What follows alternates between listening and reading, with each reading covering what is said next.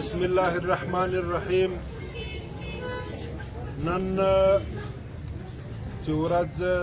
د بود وه د چهارشنبې او د مۍ د میاشتې 12 تاریخه د شهید علامه عبدالغني نور الله مرقده په رهاشګاه کې حسب سابق د مقامي رؤیت هلال کمیټې باقاعده اجلاس د ماښام د لمانځه سره سم شروع شو چې په هغه کې تقریبا د سوونو په تعداد باندې علماء کرام شيوخ عظام د شرکت پکې درلودي. د ماښام د لمانځه سره سم موږ ته اطلاعات وصولېدل شروع شوله چې ګواهان په پلاني کلي او په پلاني علاقه کې ګواهانو میاشتې لیدلې ده. په هغه کې د حاجي صاحب په مدرسه کې د بایپاس روډ چې د اعتکاف دپاره د مسنون اعتکاف دپاره خلک ناست دي، 2 کسان په هغه کې د اعتکاف والا میاشتې لیدلې وه او ورسره زموږ د مدرسې استاد مولانا مفتی نور علي صاحب د میاشته په خپله لیدلې وه او د دې څه علاوه تقریبا 11 شاهدان نور چې د چمن د مختلفو کلو څخه یعنی میرالزی دی په هغه کې او کلی رنګین دی او د سالیزی کلی دی او دا رقم د ښار د نور اطرافو څخه تقریبا 11 ګواهان د حاجي فتح محمد کاکوزی د هغه 2 زامن پکښې کې د حاجي فتح محمد اکا د کلي څخه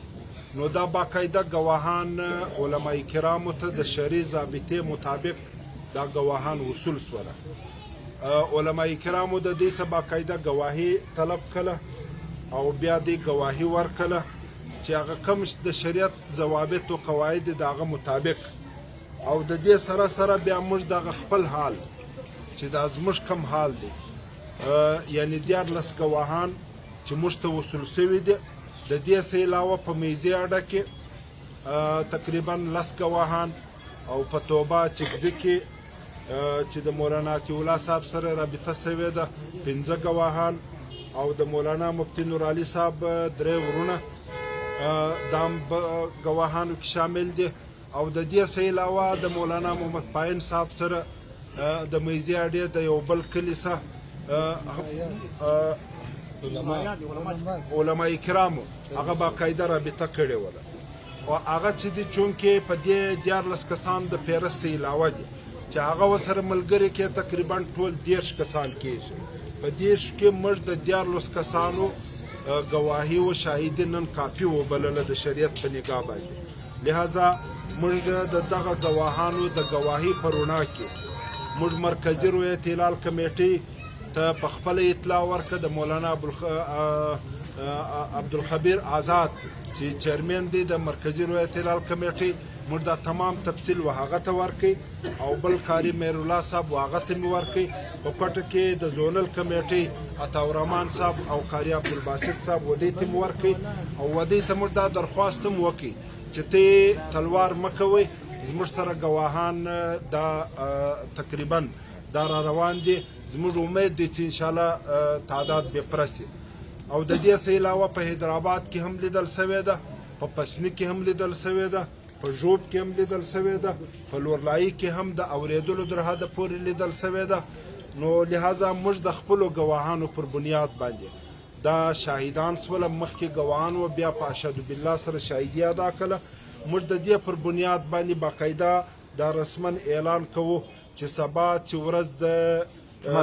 جمعرات او تاریخ د مۍ د میاشتې 14 تاریخ دی او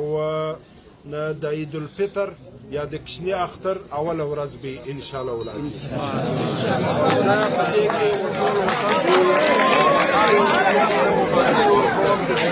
عبادت روزه او دغه اعلان سره کوم چې په تمامو مسجدانو کې باقاعده باید اعلان وشي چې د حاجي صاحب مرحوم په کور کې ګواهان وصول شوله او د اختر. بسم الله الرحمن الرحیم. نن چې ورځ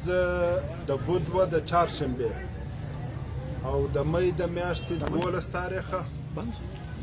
د شهید علامه عبدالغني نور الله مرقده په رهایشګاه کې حسب سابق د مقامي رؤیت هلال کمیټې باقاعده اجلاس د ماښام د لمانځه سره سم شروع شو چې په هغه کې تقریبا د سوونو په تعداد باندې علماء کرام شيوخ عظام د شرکت پکې درلودي د ماښام د لمانځه سره سم موږ ته اطلاعات وصولېدل شروع شوله چې ګواهان په پلاني کلي او په پلاني علاقه کې ګواهانو میاشتې لیدلې ده په هغه کې د حاجي صاحب په مدرسه کې د بایپاس روډ چې د اعتکاف دپاره د مسنون اعتکاف دپاره خلک ناست دي 2 کسان په هغه کې د اعتکاف والا میاشتې لیدلې وه او ورسره زموږ د مدرسې استاد مولانا مفتي نور علي صاحب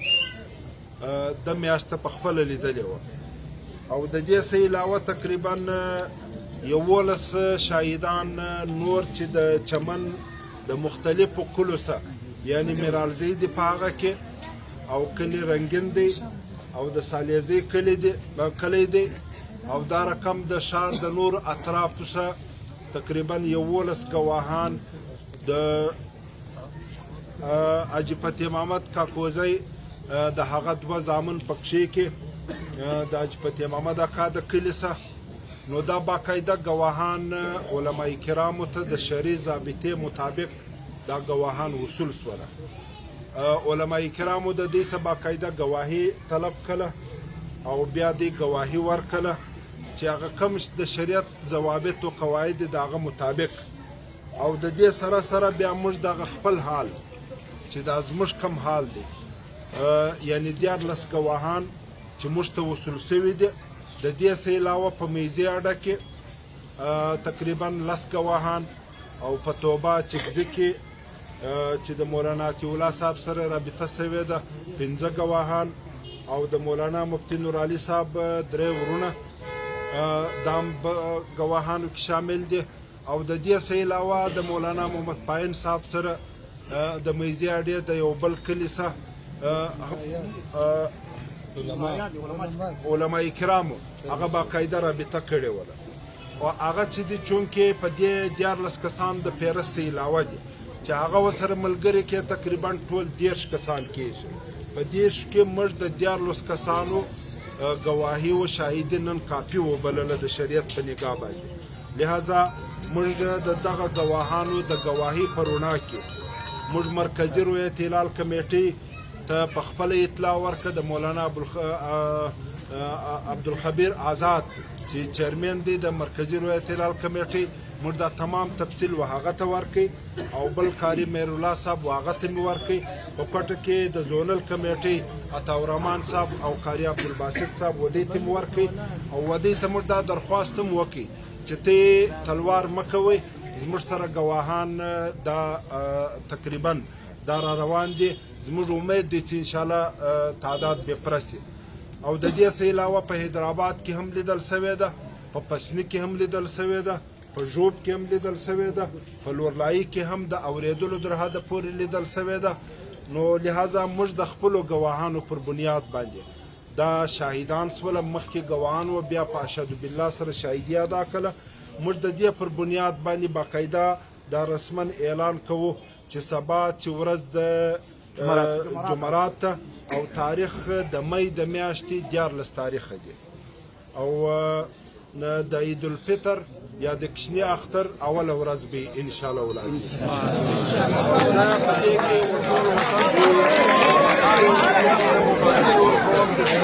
عبادت روزه او دغه اعلان کوم چې په تمام مسجدانو کې